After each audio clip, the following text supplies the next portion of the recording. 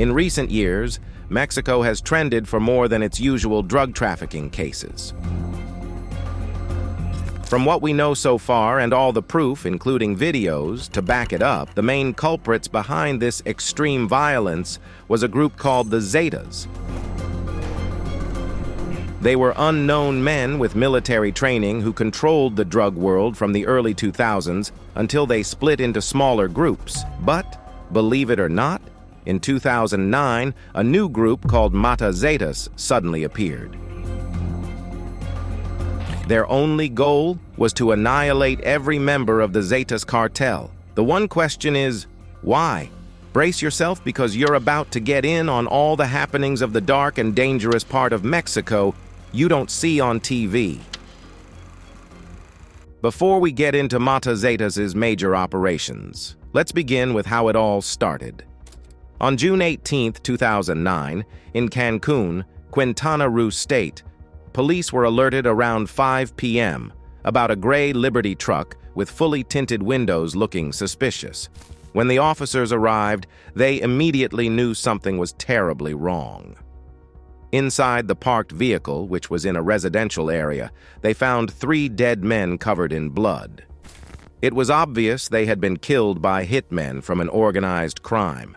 The bodies were handcuffed, their heads were wrapped in tape and covered with bags, and they showed signs of being tortured before they were killed.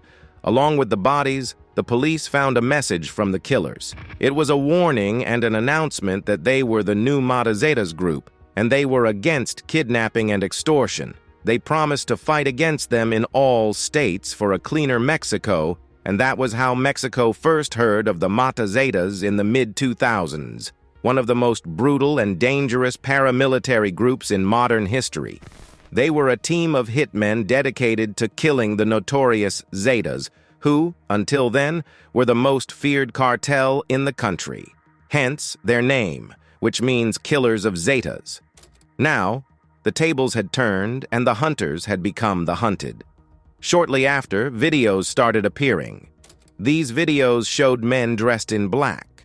They were questioning people who were said to be part of a group called the Zetas. They had guns and were demanding information. They wanted to know about connections with the police and politicians. The men in black asked what they did, and their answer was completely unimaginable. The person being questioned said they went to nightclubs. Their job was to find wealthy people and convince them to accompany them. Then they would give information about these people so they could be kidnapped. The men in black then asked how much they were paid, and their next answer was also terrifying. They claimed they were paid a large sum of money for each person they helped to kidnap. It gets worse. But before we talk more about what happened the days after June 18, 2009, you need to be fully in on who these criminals were. As you already know now, they were known as the Zetas. Many feared them between 2009 and 2015. And even today, people are still afraid of them. What makes the Zetas particularly dangerous is where they came from. Their origin is connected to the military. Some of their first members were trained in the Mexican army. They learned tactics and how to use weapons there. Their strange name came about in the late 90s. Back then, they were led by a man named Arturo Guzman de Chena. He used to work for the Mexican Federal Judicial Police. His radio code name was Z1. This was a unique code for important officers. Even after Arturo Guzman de Chena, they kept using this naming style. Each leader got a code starting with Z followed by a number. For example, Heriberto Lascano, also known as El Lasca, was called Z30. Like we already said, the first members of the Zetas got their training at the School of the Americas. This school used to be in Panama, but when they were trained, it moved to Fort Bragg in North Carolina. The school aimed to train the best officers from different countries. The Zetas were initially formed to fight against left-wing movements in Latin America. They were meant to combat drug trafficking, but as time passed, many of them changed. Instead of fighting drug trafficking, they started their own criminal group. Their goal was to compete with other criminal organizations. Their first job was for Ociel Cardenas Guillen. He was the main leader of the Gulf Cartel. The Zetas were like the armed branch of the Gulf Cartel. Their job was to destroy the competition and scare people. What made the Zetas different was how they did things. They used military tactics they had learned before, but in a devious way. They were the first to use terrifying methods like mutilation. They also did things to scare people, like putting severed heads on cars to show their power. The Zetas were the first to send terrifying messages using body parts like fingers and organs from their rivals. This became their signature style. It's not an exaggeration to say that this group of heavily armed killers played a big part in making Mexican cartels more brutal. If another cartel wanted to compete with them, they had to be just as cruel. The Zetas changed how cartels operate. It was only a matter of time before they decided to break away and become independent. The Gulf Cartel, where the Zetas started, has existed for many years. It has had its ups and downs regarding power and how well it operates. In March 2010, during one of its weak periods, the Zetas decided to leave the Gulf Cartel and start their own group. Not to mention the fact that drug traffickers quickly became a big problem in Mexico and neighboring countries. In 2014, the President of the United States, Barack Obama, said they were as big a threat as terrorist groups from the Middle East and paramilitary cells from Colombia. By the time of the second big attack by the Zetas killers, this hitman group was already well known for drug violence in Mexico. They were just as famous as the Sinaloa cartel. The Zetas killers were blamed for some really awful crimes. These crimes happened during the violence caused by anti-drug operations starting in 2006. They were accused of burning down a casino in Monterrey that took the lives of 52 people. They were also charged with a massacre in 2010, claiming the lives of 71 immigrants from El Salvador, Honduras, Guatemala, Ecuador, and Brazil. Before the whole of Mexico knew it, the Mata Zetas gained a reputation for being extremely violent. They were known for mass killings, beheadings, and other horrifying acts. They were considered the most bloodthirsty group in the world. Eventually, their enemies realized that the only way to stop them was to fight fire with fire. They needed killers who were just as ruthless and without remorse. That's how the Mata Zetas came to be. Now let's talk about a van found in Cancun for a moment, because you have no idea how important that is in this series of crimes. The bodies of tortured hitmen were found inside the van. As stunned as you are by it, it equally shocked everyone. But it wasn't until later that the Mata Zetas started to appear more. With this big move, they wanted everyone to know that their only goal was to defeat the Zetas cartel. They wanted society to feel safe. They wanted people to trust that they, the Mata Zetas, would do what was needed. According to them, they didn't kidnap people for money. They also promised not to harm anyone who wasn't involved with the Zetas, and they said they respected the government's authority, but weren't their killings scaring people already? On September 24, 2011, a particular video was leaked. In the video, 5 strong-looking men with hoods over their heads were seen. They were sitting behind a table with a white cloth on it. There was also a microphone on the table. Like the videos that had surfaced online a few years before, they were all dressed in black. They called themselves Mata Zetas, which means mushroom killers. Then one of them spoke. Regarding the terror the people had been exposed to because of their crimes, he apologized for the killings they had done. He said they were sorry for any trouble it caused. He wanted the people of Veracruz to know they were not afraid of the cartel. They wanted to show that the cartel could be defeated. The video released by the Mata Zetas shows something many people are discussing. They suspect it has something to do with the ongoing Mexican drug war, but this new phase of the drug war is different. It's not just about fighting with guns anymore. It's also about sending messages and spreading pictures of people's cut bodies. The Mata Zetas shows how the cartels are changing as smaller groups are forming, but the catch is that these smaller groups are harder to control. If Paul Castellano, who was the head of the Gambino crime family in the U.S. during the 90s, were here, What would he say? What would happen to the Cosa Nostra if it wasn't overseen and controlled? Let us know what you think in the comments. To be honest, the video they released should have been expected. Since the beginning of Mexico's drug war, the media was already involved. It all started in 2005 when severed heads were thrown into a nightclub in Apatzingán, Michoacán. That was shocking. It was the first time something like that happened. Then, in 2006, things got even more intense. A journalist named Joaquin Lopez Doriga showed a video on his program. The video showed the execution of some members of the Zeta's criminal group. It was all filmed for everyone to see. After that, something interesting happened. Songs called narco corridos became popular. There was also a rise in narco culture. It seemed like the cartels understood something important. They knew that being on TV was important.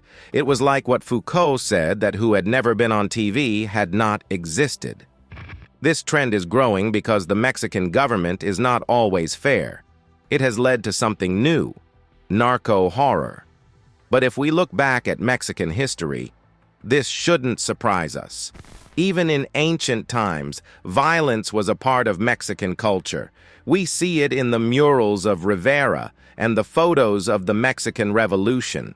Violence has always been a way to communicate in Mexico. Now, in modern Mexico, it's just the same. Narco banners and violent scenes of people who are hurt remind us of this history of violence. Mexico's problem with drug-related violence goes beyond just a society growing used to extreme violence.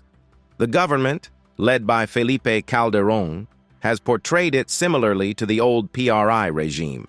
For example, on the same day the video of the 5 Mata men in black surfaced, more than 60 young people were kidnapped from rural areas in Veracruz state. But this mass kidnapping received little attention from the media. The media blackout was because the government and news associations were trying to avoid chaos and maintain that only the state should protect its citizens, not supporting Mata Zetas' claim that they are doing that. Let's also consider the fact that the 5 men in black in the Zetas video remind us of the men in groups like ETA or Hamas. 2 more things about the Mata Zetas video are also very important. When watching the Mata Zetas video, the first thing that catches your eye is how broad the men's shoulders are and how muscular they look.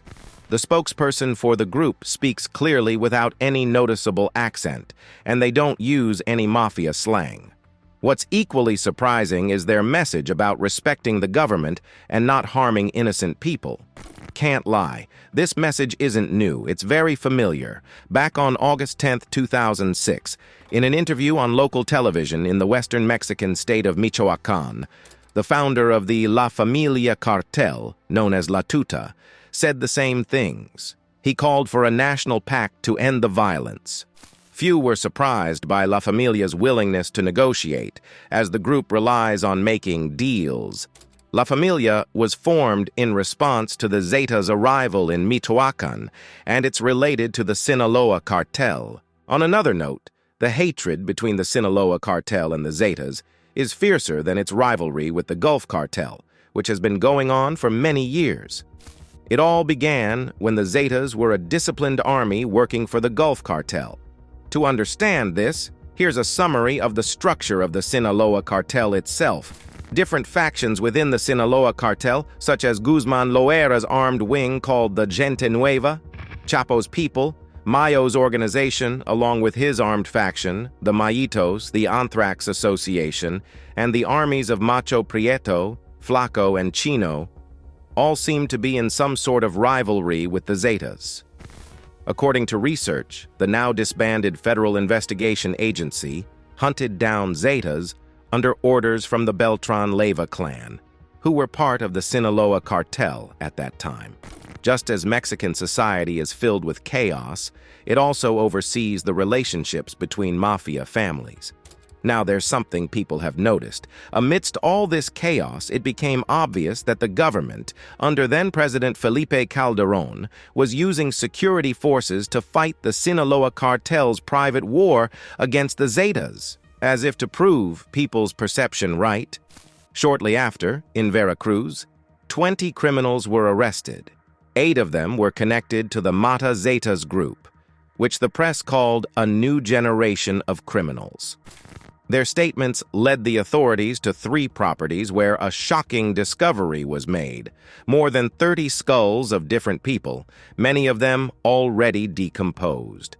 The unusually high number of deaths in such a short period got the attention of both the media and the authorities. The government quickly took action. Publicly, they declared that the Mata Zeta's men were not vigilantes or a group of peasants defending themselves from drug cartels. Instead, they were identified as another criminal group aiming to gain control of the eastern coast of the country, an area known for strategic drug trafficking. When any group operates outside the law, claiming to fight against crime, it usually lacks legitimacy. It doesn't matter the reason or motivation behind it, and such a group will inevitably face the might of the state. But let's step back for a moment and consider something. During that time, different armed groups were formed, ready to confront the dominance of drug cartels, especially regarding street violence.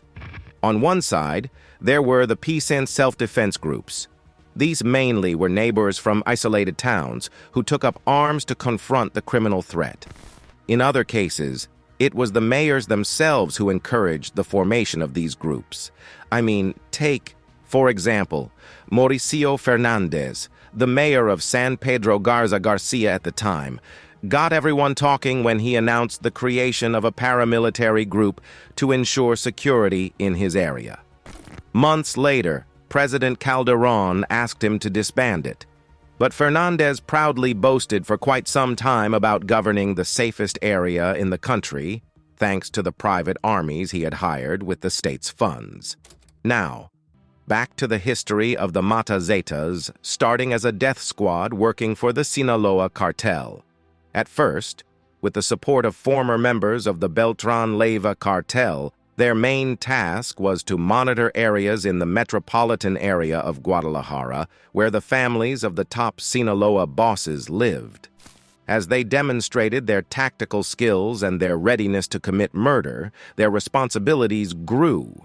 They were given the job of protecting and taking control of various points of commerce throughout Jalisco, which eventually became their main base. But the relationship between the Mata Zetas and the Sinaloa cartel was actually not friendly. Their only contact within the Sinaloa cartel was Ignacio Coronel, also known as Nacho, one of the most important commanders of the Sinaloa cartel. But after his death on July 29, 2010, all ties between the death squad and their initial benefactors were cut. According to gossip, military intelligence work specifically for this case led to everyone finding out about an operation on this same day in Guadalajara, Jalisco. The operation led to the capture of Ignacio Coronel Villal, called Nacho Coronel, one of the main leaders of the Sinaloa cartel. Nacho was the only link that connected the powerful cartel with these elite hitmen. After the death of its founder, subsequent leaders of the Sinaloa cartel couldn't rely on the Mata Zetas anymore. The group started to operate more independently, aiming to establish a criminal presence in the Jalisco area, the same region they had helped defend for many years. They were the ones who had driven out the Zetas and maintained order in this crucial area for drug trafficking. By the time the name Mata Zetas became known in Mexico, they had promoted themselves from mere employees to a powerful cartel. They had transformed into a formidable paramilitary fruit to form their own criminal organization, and they succeeded. Among those who hunted down the Zetas, there was one promising drug trafficker whose name would eventually be written in the bloodiest chapters of Mexico's history. His name was Nemesio Oseguera Cervantes, and his followers knew that under his leadership, the death squad had the potential to become the country's most powerful drug cartel. Looking back, actually, we can now see that they were right. After all, the Mata Zetas were the initial foundation of the Jalisco New Generation cartel, the criminal empire that now dominates nearly all Mexican states. This cartel possesses an arsenal comparable to that of a regular army, all under the leadership of Mr. Mencho. The CJNG isn't directly a result of the Mata Zetas, but the origins of these four letters are closely tied to that militia. What's truly shocking about its beginnings is how quickly they spread across the entire map of Mexico, seizing control of the synthetic drug trade and cocaine trafficking to the north.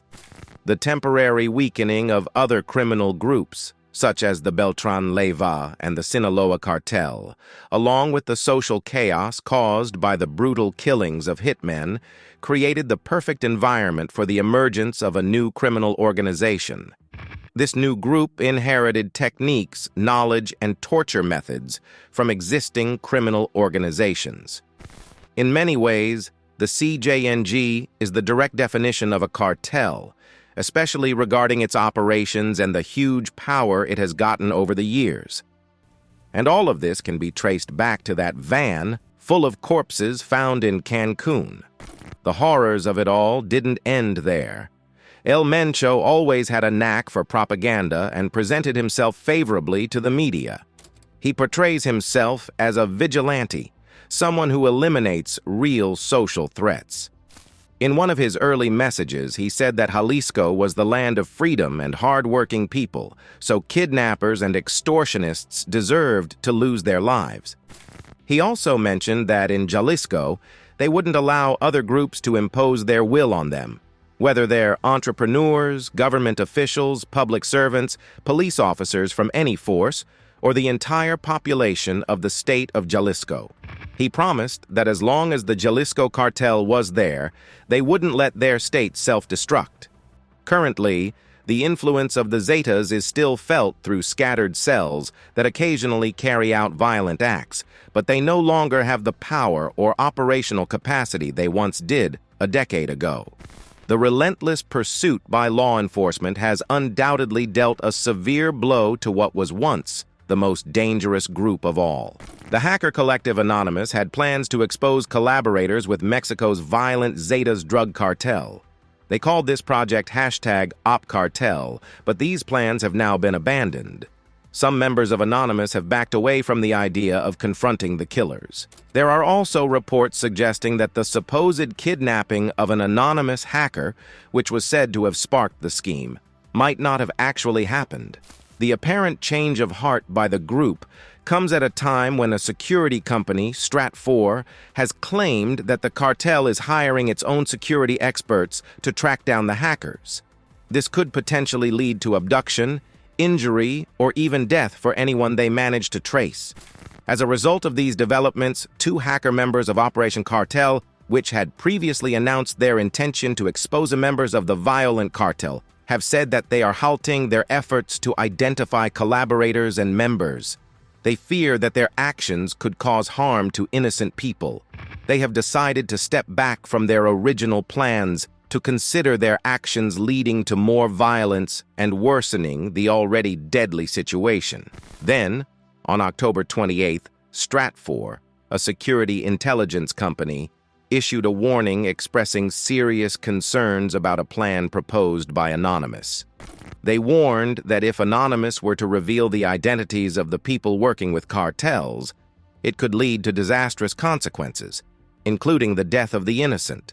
There was a major worry that the information Anonymous threatened to release might not have been verified for accuracy.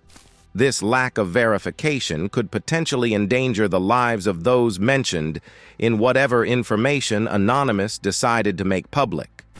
The threat from the cartel had already made some members of Anonymous uneasy. It makes us wonder what the plan was. What do you think? Anonymous doesn't have a formal organizational structure. It is made up of hundreds of members who communicate through chat rooms. Plans for attacks are usually discussed and developed in these chat rooms. The scale of the attacks can vary greatly, from just a few individuals to thousands, depending on the level of support the proposed actions receive. There was widespread support among participants for Operation Payback. This was a series of attacks on PayPal, MasterCard, and Amazon earlier in the year after these companies blocked financing for the WikiLeaks website. The Zetas have shown that they can be extremely ruthless when information about them is posted online. In September, police in the Mexican border city of Nuevo Laredo discovered the decapitated body of a woman next to a handwritten sign. The sign stated that she was killed in retaliation for postings on a social networking site. The message was signed with a Z, which is the trademark of the Zetas. Earlier that month, the bodies of a man and a woman were found hanging from an overpass in Nuevo Laredo.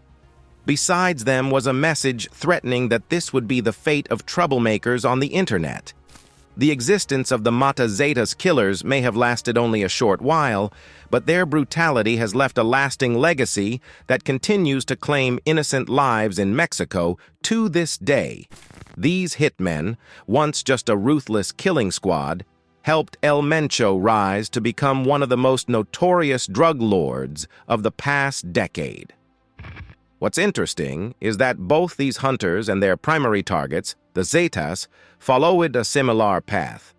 They started as shock groups within larger organizations, but later became independent and established control over their own territories. Now, only time will tell if the CJNG will have the same fate as their former adversaries. So, do you believe that another Mata Zetas group will emerge someday? Let us know in the comments. If you enjoyed watching this video, don't forget to leave a like, subscribe to the channel, and share with everyone.